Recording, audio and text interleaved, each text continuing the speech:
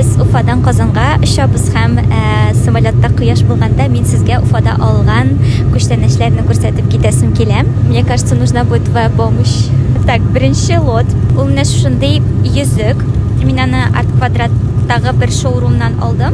Күптән теләгән идем менә шундый висючкалы йөзек алырга. Башкорт орнаменты белән. В общем, күренә микән, юк микән? Матур рәсемдә көзгене очраткач, мин аны алмый булдыра алмадым.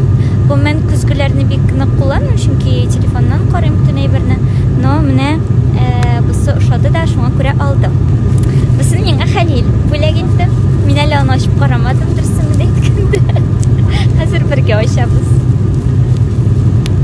Бу шундый тәлинеккә һәммәндә кояшым дип ясалган. Как ты ее нашел вообще?